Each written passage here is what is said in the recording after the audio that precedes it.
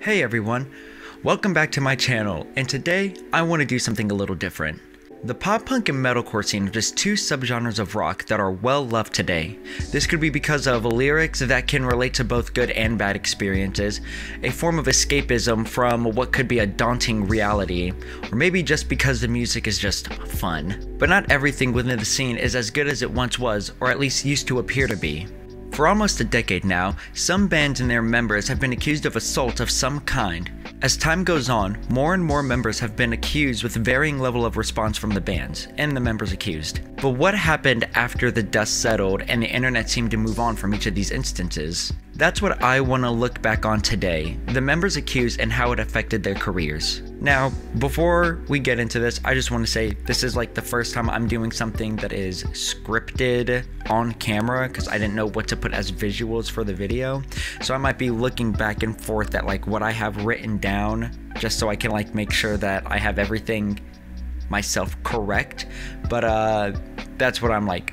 If you see my eyes shuffling, that's what that's for. Alright, now let's get on with the video. In the 2000s, Cody Carson and Dan Clement started a band together in high school. During the band's first run, Carson and Clement would play local shows against Zach DeWall and Austin Kerr, who were in an opposing band. Carson would go off to college and start a YouTube channel where he was able to get in contact with All Time Low and was able to even sing during one of their concerts.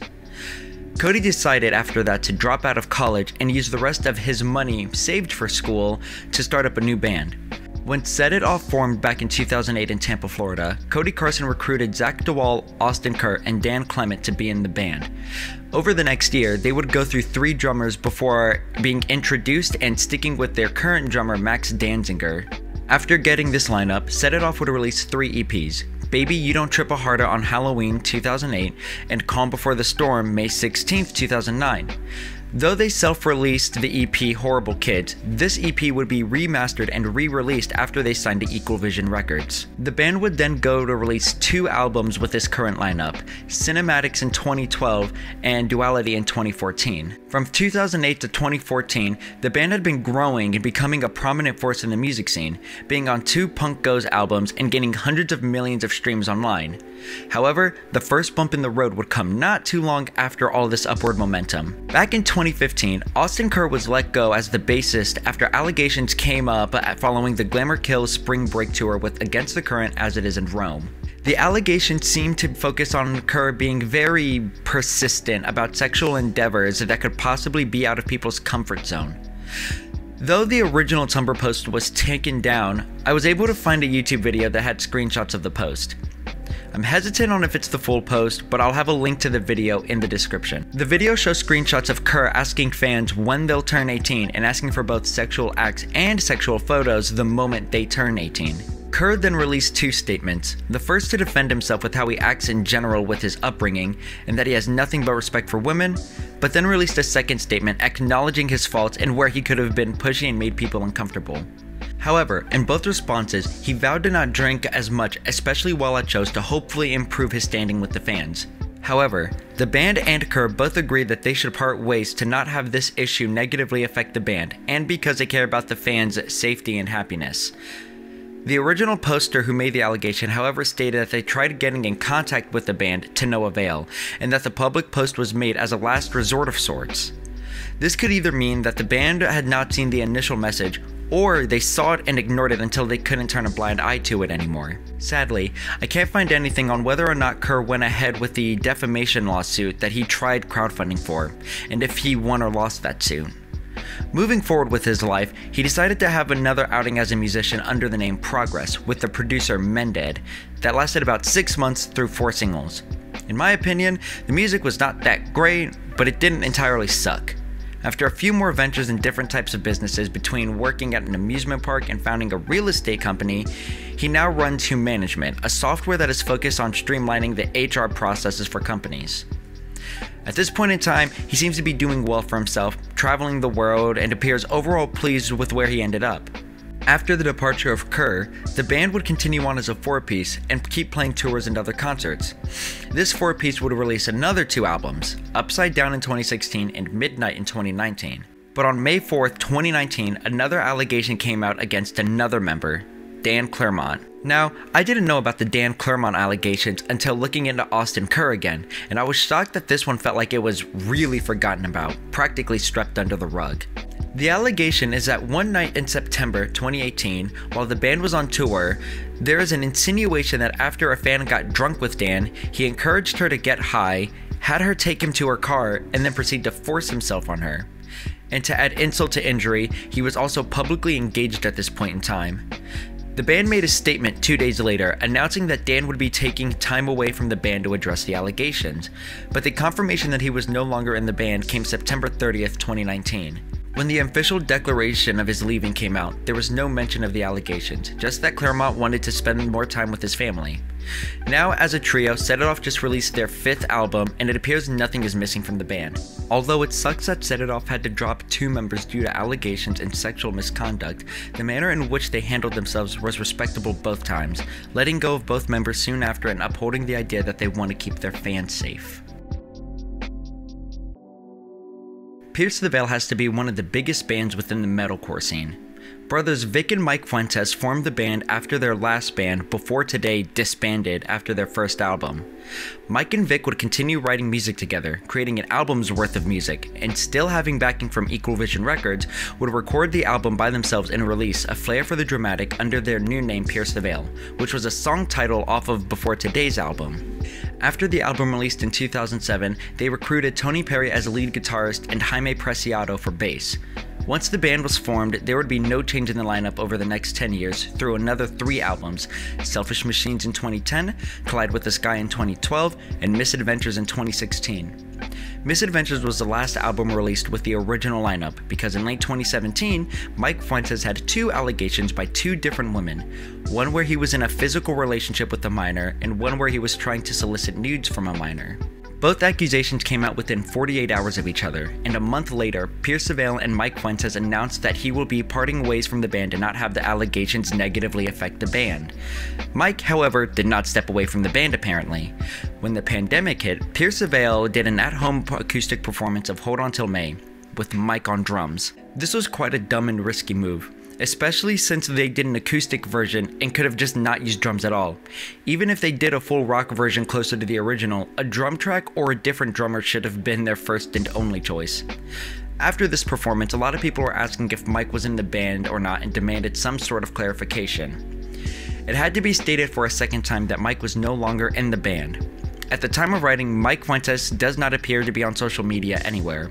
Pierce the Veil just released their 5th studio album, The Jaws of Life, and there is speculation going around that Mike was in fact a part of the album writing process. The only places I've seen Mike credited is on the website Genius crediting him as a composer and Wikipedia saying specifically he had a hand in writing Damn the Man, Save the Empire. But Brad Hardgreaves is the credited drummer, so it may be an accidental addition to the credits. Maybe there are some parts that he helped write since Vic is still his brother who he probably sees at least semi-regularly. Or maybe the band lied when they said Mike wasn't helping him on this album. But unless something concrete comes out, I'll leave it up to you to decide what you think happened. All Time Low is a Maryland pop-punk band that formed in 2003 and has been a staple in the pop-punk scene for a while, at least to me. They released their first EP with the current lineup in 2003, and then another in 2004 being signed to Emerald Moon Records. They would then release another EP and 7 albums over the course of almost 20 years.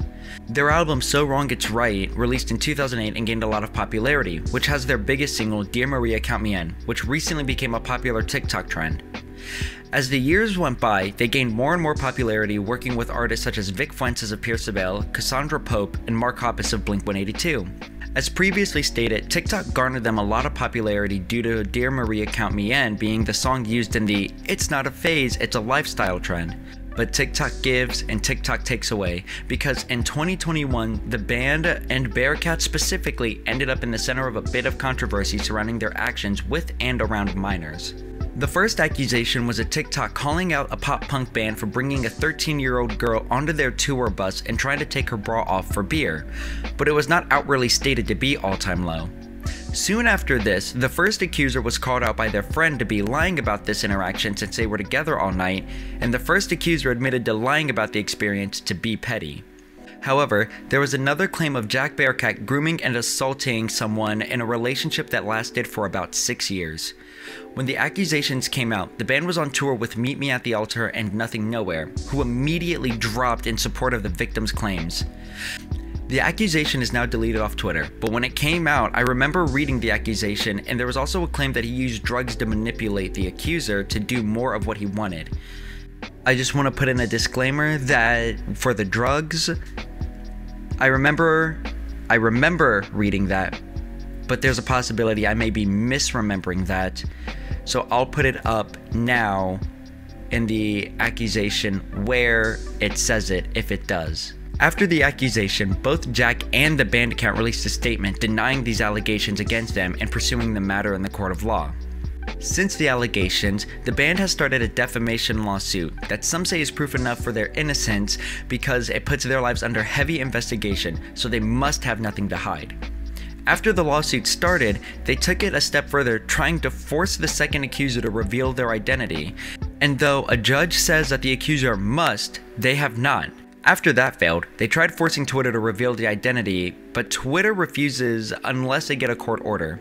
This all happened as of last December, and is the latest update to the situation that I could find. Shout out to Valerie's Voice for keeping up to date more closely on the situation, where I found out about them wanting the identity, and Sequin for linking her while promoting an unrelated song. Since these allegations came out not only with All Time Low, but other bands in the scene, there are now and continues to be talk about creepy and weird things these bands have done through their careers, including Jack having fans throw bras onto the stage for him to put on his mic stand during the shows.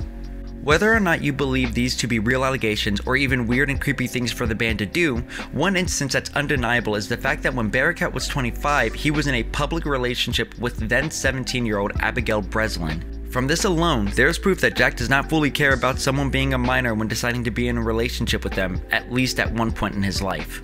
However, with all the controversy going on, they are set to release an album in March of 2023, with Jack still in the band as the guitarist and the group going on tour this summer to promote the album.